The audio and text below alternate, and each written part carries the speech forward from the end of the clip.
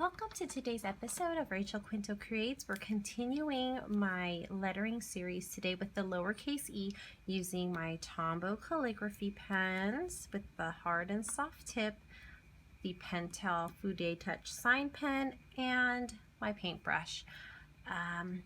Please let me know if you're enjoying this series. Leave a comment below, and if you have any suggestions on how I can improve this process for you, leave those down in the comments below too. So I'm gonna go swing the tripod closer and I'll be back. Now the lowercase e can be a little difficult because of the loop-de-loop motion. Sometimes you don't quite get the thick and thin lines that you would like to, and it does take a little bit of practice to perfect this letter. So I'm going to start off with my Tombow hard tip. See if I can focus. Let's try writing it down first. See if it focuses on. There you go. So as you can see, start off with no pressure right here. So you're not going to put any pressure until you get around. And there you go. Okay, one more time. So there's no pressure. Then it's right here is where you start applying the pressure, then let go to have that thin line right there. And I like it with the hard tip because the hard tip bounces back a lot better. So you get that thick and thin line as a beginner. And you can really press down to feel that pressure so you know what the muscle memory is to create this letter. And then once you get the muscle memory using the hard tip, then the other tips that are a lot softer and more flexible will work better for you. So one more time, there's no pressure, and you're gonna apply pressure, and then you're gonna let go. So similar to the letter C, if I'm ending a letter with the letter, if I'm ending the word with the letter D, I like to keep that bottom part relatively close. And if the letter E is in the beginning or somewhere in the end, somewhere in the middle, I like to take that tail, I don't know what that's called, out a little bit more so that you can attach it to another letter without squishing the letters close together, and then your spaces in between the letters are going to be off. So this is what I do right here. If the E is at the end, I keep this part close, and if the E is somewhere in the middle or in the beginning, I take that and I extend it. So, oops, I'm getting off the page. There you go. So pressure right here, keep it close, pressure, and take it out. Now style-wise, you could, if you like that, keep it close, and for style, if you like that look, or if you want to take it out. And it's all about the spacing. See, where this makes the two letters a little farther apart, and this makes things kind of really close together. So this is with the hard tip, and let's move on to the soft tip. Hopefully moving the page doesn't quite change focus. So now with the soft tip, it's a little tricky to get see that? Okay, let's wait for, there you go. I don't know why I have to write a letter down for it to focus, and that's not a very good letter at all. So with the soft tip, because things are a little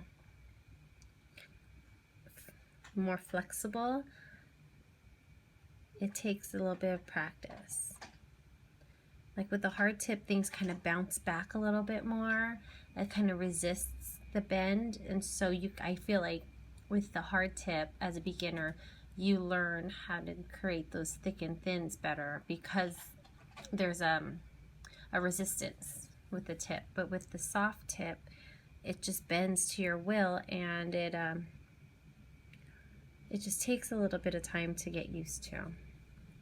You see how that tip is perfectly straight, and once I get around, you can, I don't know if you can really see how much that tip bends. Let's see. One more time. See, and then right here where it doesn't look very even, you can always go back, clean it up. Or right here, you see how it's very abrupt? Right here, it's kind of smooth, that curve from going from thin to thick. And right here, it kind of looks very angular. So you can go back and kind of smooth it out a little bit. And that's what I love about lettering, is you can always go back, smooth things out, and it's like it never happened. See? Now one more time with the soft tip. We'll do it right here. And you see right there, it just didn't quite catch. And I get that a lot with the soft tip. I don't get that as much with the hard tip. It just might be, my technique may not be perfected yet. But, like I said, go back, fix it, and it's like it never happened. Now let's move on to the Pentel, which is similar. I don't know if you can hear footsteps and running. My daughter's home from school. I'm trying to film this while the baby's napping. Now with the Pentel, similar. And let's let that focus first. Okay. And with the Pentel, oh, it lost focus again. Let's see. There you go. Let's try it again. Now press down on your pen, then start lifting it up. So you start with no pressure and you end with no pressure. Okay. One more time, no pressure, and you come around and you put that pen down on that paper, and as you're starting to come up, lift the pen off. No pressure, press down and up. One last time, no pressure, press down and up. And then you can always go back. Now let's go on to the paintbrush. The paintbrush can be a little tricky. It took me a while to really perfect the E with the paintbrush. But I'll show you how I cheated it when I first started. And then I'll show you how I do them now.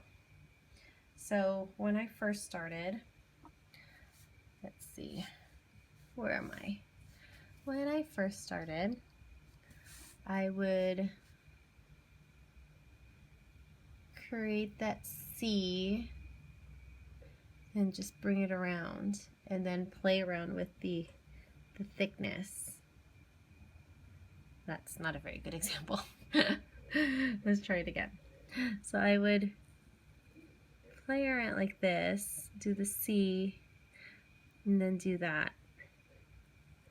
Because I couldn't figure out how to bring that brush around without making the bristles get all wanky, for lack of a better term, without the bristles getting all messed up. Let's see, but then I realized that sometimes when my paintbrush is a lot wetter, it catches less on the paper, so I can go back this way without getting the bristles caught on the paper. This movement right here, from going this way, doing that was always really difficult for me. So if you want, you can take the time to practice that motion, because it's not very intuitive for the paintbrush. You always want to go this way with the paintbrush because that's the way the bristles go. It's going this way feels counterintuitive, and doesn't quite feel right, and it tends to catch on the paper. So doing letters that kind of go backwards like that were always really difficult for me. But I realized if my paintbrush is wet, it tends to catch less. So you can see here, the paintbrush is very straight, and then you bend it and then bring it back up again. I don't know if you can hear my daughter slurping on her drink. She's trying to get every last drop of that chocolate milk I bought from Starbucks. So press down and up, and you can see like it's not perfect, and some of it you can attribute some of it to your style if you like that style, or you can clean it up. Oh, this is very thick. This is not a good example. Like, and I'm still working on my E's. I still have a hard time with my E's. See, like right here, you see how that caught and there's that jump right there? I usually keep going. No, keep going, because you can always go back, clean it up, and it's like it never happened. So E's are the one letter I still like to practice. And I don't usually do drills of like the letters all at the same time. I usually write words. And I'll just write different words with E's on them. Some with lots of E's, some ending with an E, different kinds of E's. You see how my paintbrush kind of caught right there and it looks like that? I'll just go back and fix it. So let's do it one more time. Okay. So you see no E really looks alike. I go back all the time fixing my E's, so don't worry about your E's. I've yet to perfect my E. So that's it.